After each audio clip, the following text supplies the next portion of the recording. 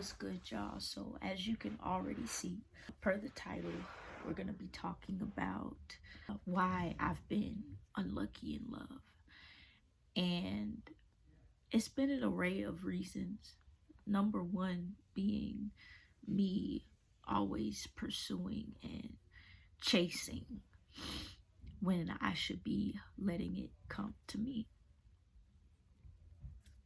Let's start off with my childhood. I'll say that my childhood was, the same as any other kids. It's up, it's down, it's good, it's bad. It has the regular ebbs and flows of any childhood and regular upsides. The support was there, everything.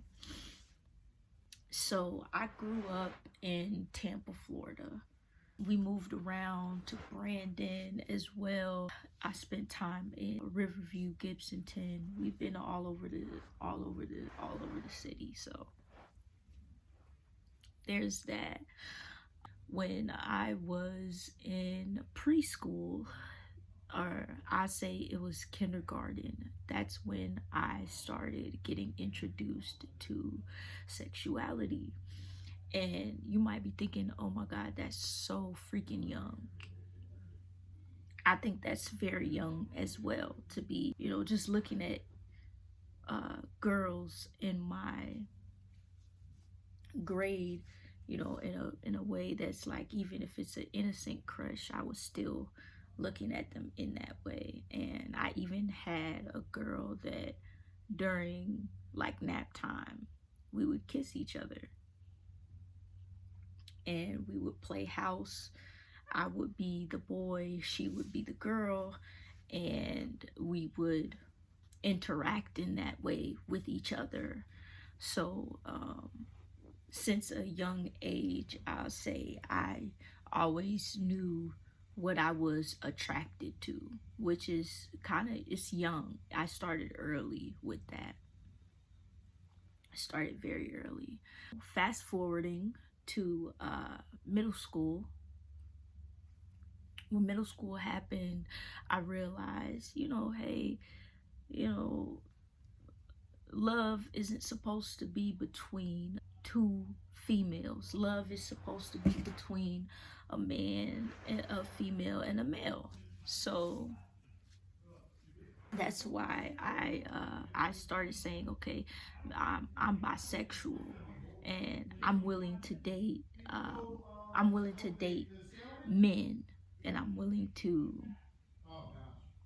date or find interest in men and things like that. So again, we have me, being unlucky, I believe, because I'm putting the needs of society before my own. So there's that. My biggest support, I would say, was a woman figure in my family when I was a child.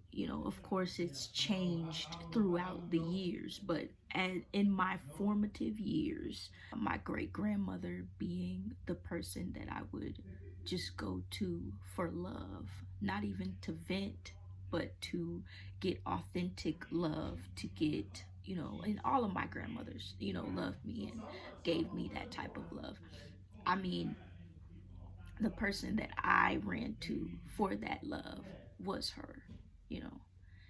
And so I just remember saying, man, I wish that, God would come back before anything happens to her, before she passes, because she's the love of my life. I knew that at an early age, that I just wanted to spend my whole life with her, and not in a weird way, but in a very familial way, just in a supportive, loving, I love you, I want to be next to you type of way. That's what I wanted.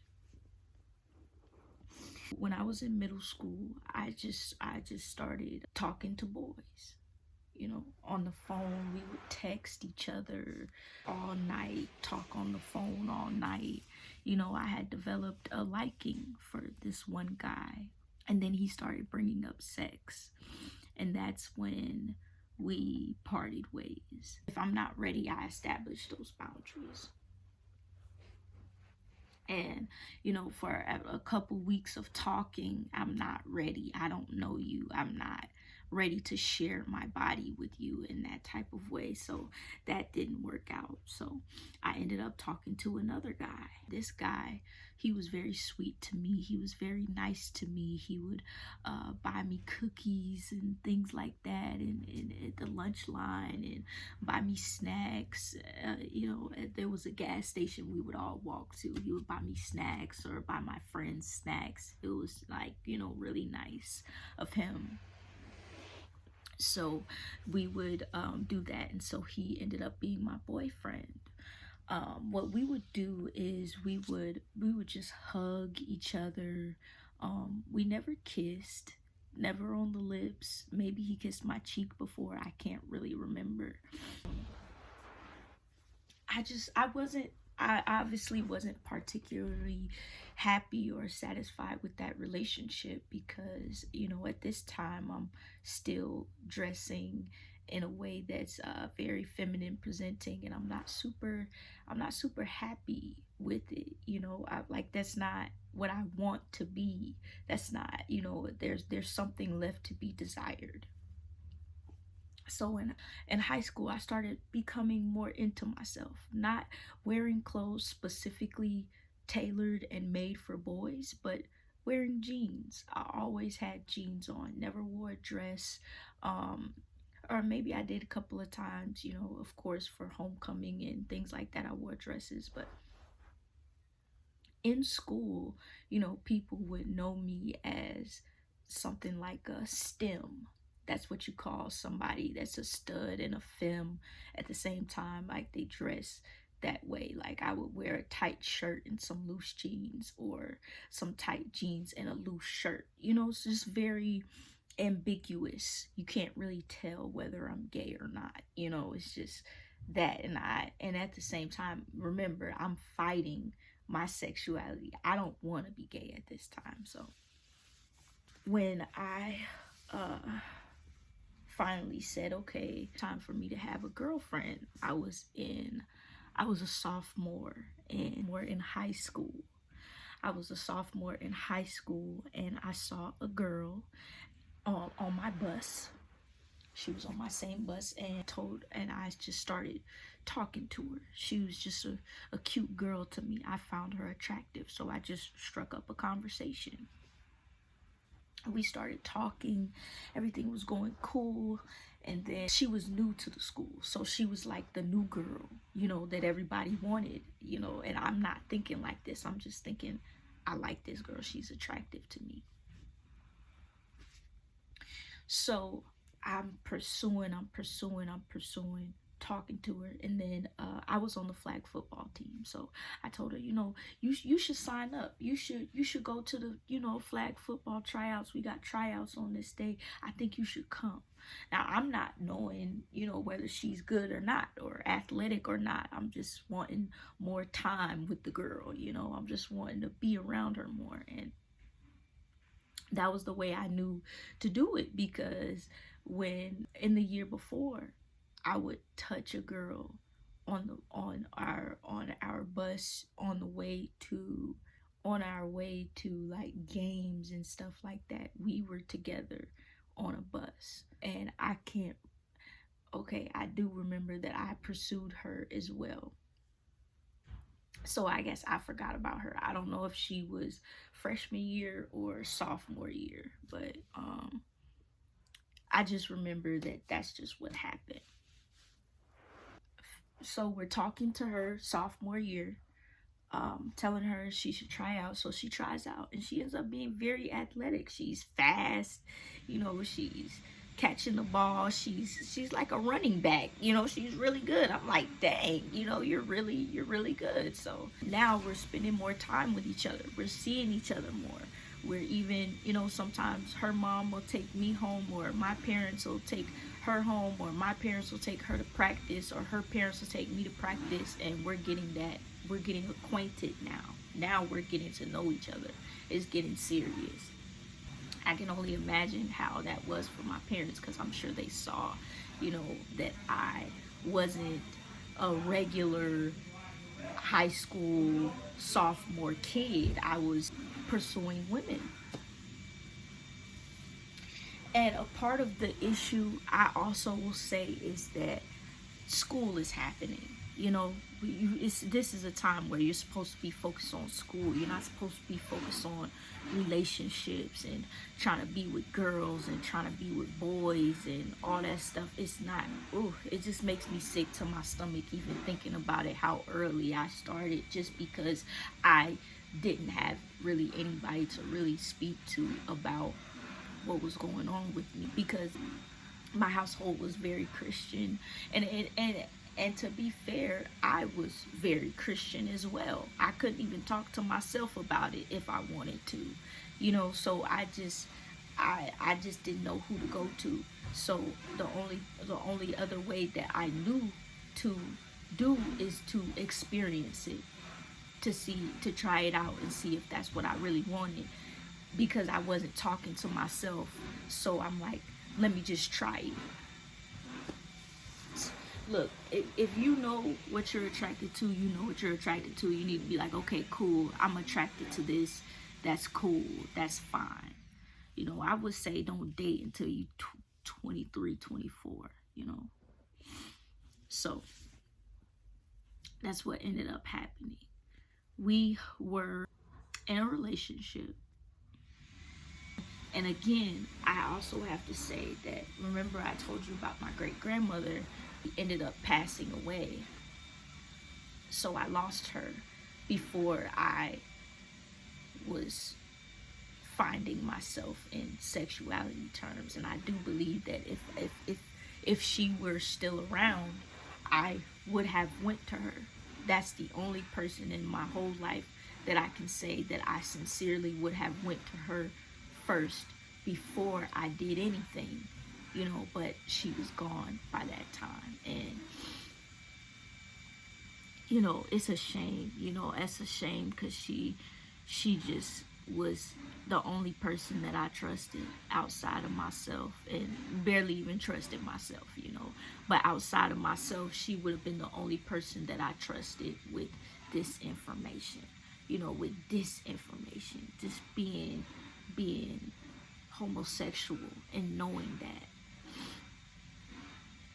she could have, if she would have told me, Daisy, she used to call me Daisy, if she would have told me, Daisy, just wait until you're out of college to date, or wait until you're in college to date, I would have waited, because her word was literally scripture to me. Her word is scripture to me. I can still hear her voice in my head telling me how smart I am, how athletic I am, and how pretty I am.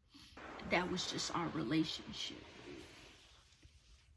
So anyway, there was that, right? So she passed, and I didn't have anybody to talk to or go to, because church was foundational in my childhood. In my formative years, we went to church. Sundays, you're going to church. Even Wednesdays, you probably going to church. Sundays, Wednesdays, you going to church. You could probably skip out on a Wednesday, but Sunday, baby, we in church. Don't matter what's going on. Rain, sleet, snow, we going to church. You know what I'm saying? So, I'm hearing the same things that everybody else is hearing. It's wrong. You're not supposed to do it. It's wrong. You're not supposed to do it. It's wrong. You're not supposed to do it. Effeminate men, masculine women, it's wrong. You're not supposed to do it. And it just makes me sick to my stomach again, just as I say it, because it just happened in the midst of me figuring myself out. So that was just unlucky. Just in that, just that made me associate my love with being wrong, and just to be slang driven, just so you can understand what I'm saying, I associated with the way that I love with being toxic. It's toxic, and I started forming toxic relationships. made me sick to my stomach. When I was with this particular girl, let's call her Jamie. So when I was with Jamie, everything, seemed so good in the beginning. It was so bright and so fluffy. I know now that that relationship was a result of a trauma bond. We had both just seen too much. And we would confide in each other in all of the things that we saw happen in our environments. And where we could have been amazing, great friends, where we should have been friends, or just friends for the moment, or just therapists, what they call it, the couch therapists for each other for the moment. We became a relationship. She ended up telling me later on that she initially got into a relationship with me because she wanted to know what sex was like with me in particular. So, and that relationship ended up going on for over 3-4 years. So we spent a lot of time being toxic with each other because of sex. While sex is an important pillar in a relationship, it shouldn't be the only thing that is binding you together, because it's unhealthy. You don't even know me. You don't like me like that. You just like my sex. You're only interested in me because of sex. And I'm sure, after a long period of time, you develop, a love for somebody. If you see somebody for so long, you gonna feel something about them or for them. But it wasn't genuine. It was just a trauma bond. We didn't have nobody to talk to about our feelings. We felt like we couldn't trust people in our midst with these feelings, so we trusted each other. We not even, again, going back to, we don't even trust ourselves.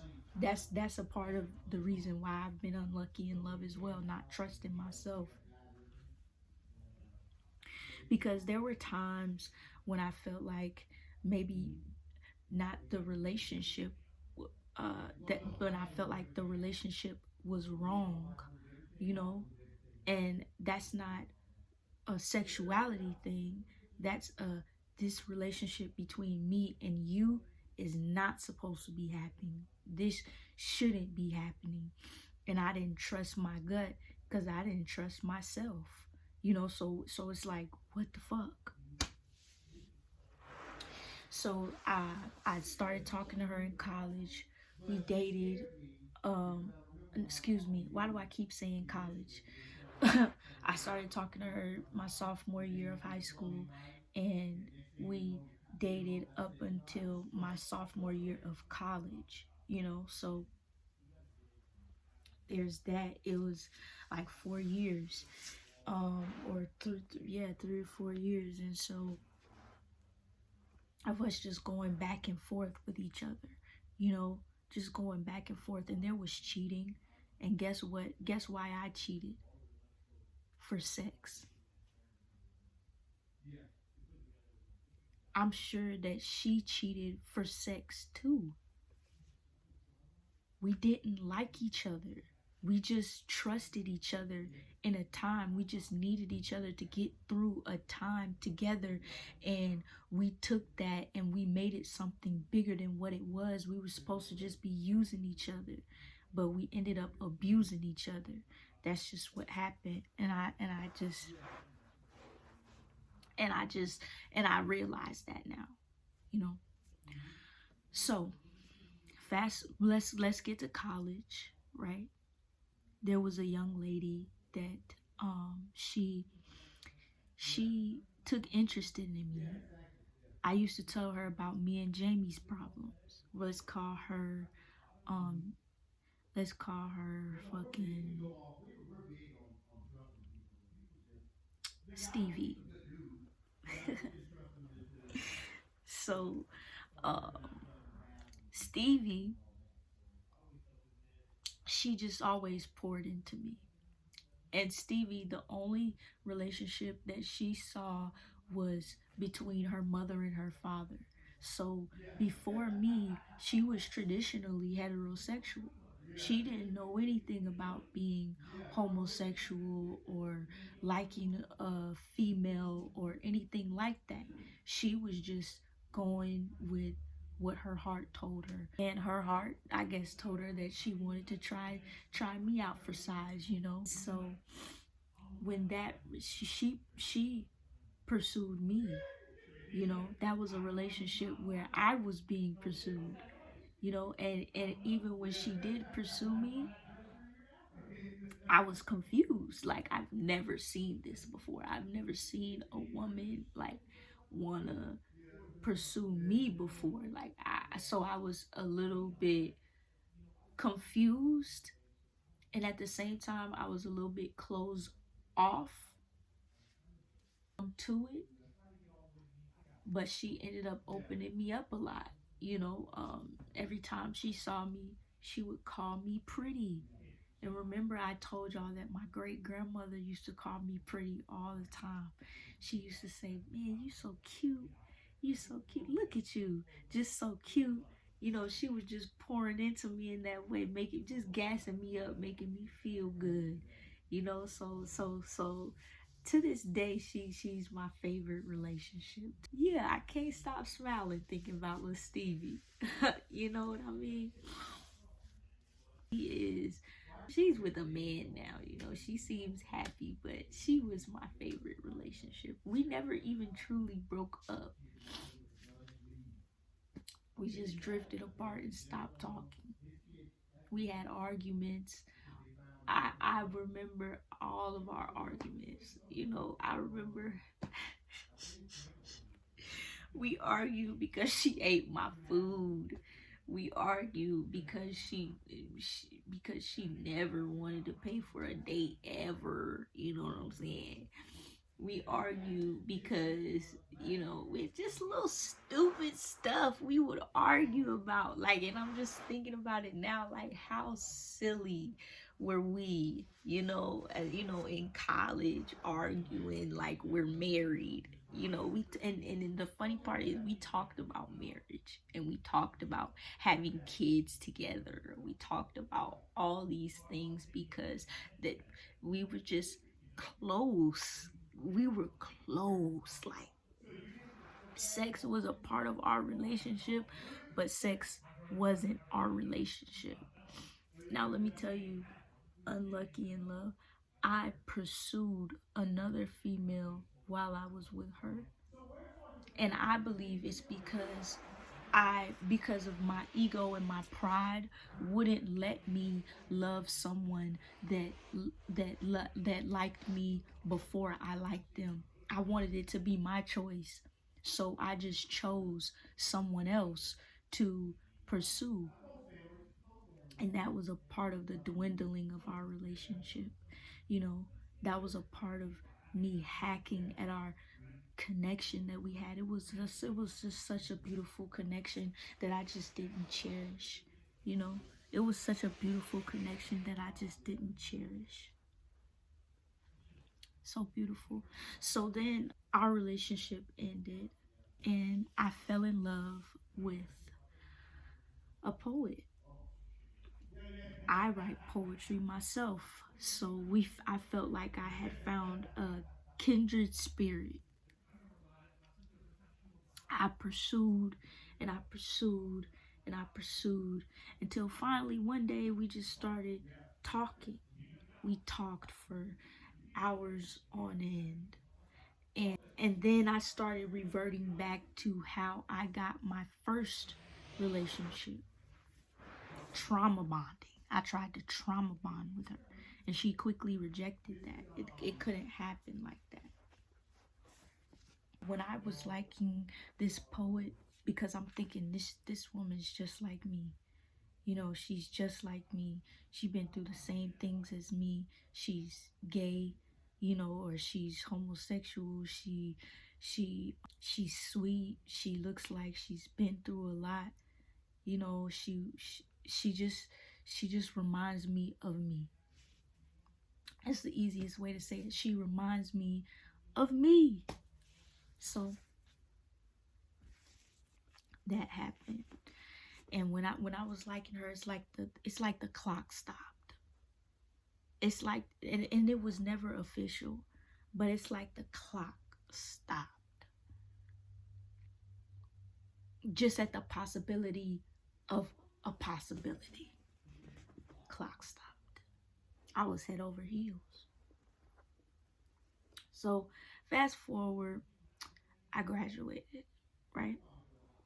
And after I graduated, I was like, okay, maybe this is the most opportune time to find love. This is the perfect time.